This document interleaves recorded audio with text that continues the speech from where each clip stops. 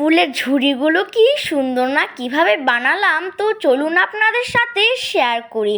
তো তার জন্যেই আমি দুইটি এরকম গোল শেপের পেপার নিয়ে নিব। এটিকে আমি হলুদ কালারের পেপার আমি নিয়েছি এখানে। এখন আমি পেপারটিকে ভাঁজ করে ঠিক এইভাবেই আমি মাঝ বরাবর সমানভাবে করে ভাঁজ করে নিব। ভাঁজটি কিন্তু অনেক সুন্দর করে করতে হবে। এরপরে নিচের যেই অংশটি আছে এই অংশটিতে আমরা গ্লু দিয়ে দিব। এই পাশেও আমরা গ্লু দিয়ে দিব, আবার এই সাইডটিকেও আমরা গ্লু দিয়ে দিব অল্প করে, শুধু নিচ দিক দিয়েই আমরা গ্লুটা লাগিয়ে দিব। গ্লু লাগানোর পরে এখন ওই পেপারটার মাঝে এই পেপারটি লাগিয়ে দিব, তাইলে হয়ে গেল ঝুড়ির একটি অংশ।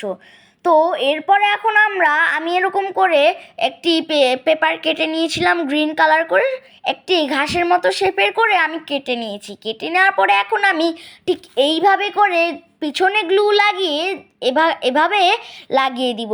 এরকম করে আমি সবগুলোই করে দিয়েছি। এরপরে যেই ডালগুলো আছে ফুলের, ওই ডালগুলো আমি কেটে নিয়েছি ওই পেপার থেকে। এরপরে কেটে নেওয়ার পরে ঠিক ঘাস যেভাবে লাগিয়েছি ওইভাবেই আমরা ডালটাও লাগাবো। এরপরে এখন আমাদের যে ডালটা আছে ওই ডালটাকে আমি পেন্সিল দিয়ে একটু কার্ল করে দিব। কার্ল করে দিলে এই ঝুড়িটি দেখতে অনেক সুন্দর লাগবে। আমি সবগুলো ডালেই কার্ল করে দিয়েছি। এরপর আমি একটি ভিডিওতে দেখিয়েছিলাম যে কিভাবে টিউলিপ বানাতে হয়, না দেখে থাকলে দেখে আসুন।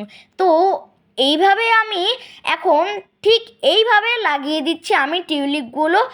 আমি একদম ডালের গোড়াতে আঠা লাগিয়েছি। আঠা লাগিয়ে এখন যেই টিউলিপগুলো বানিয়ে রেখেছিলাম আমি ওগুলোই এখন আমি লাগিয়ে দিচ্ছি ডালে। এরপরে আমাদের ঝুড়ির যে হ্যান্ডেলটা, ওই হ্যান্ডেলটা কিন্তু লাগিয়ে দিলাম। তো কেমন হয়েছে এটি অবশ্যই কিন্তু কমেন্ট করে জানাবেন।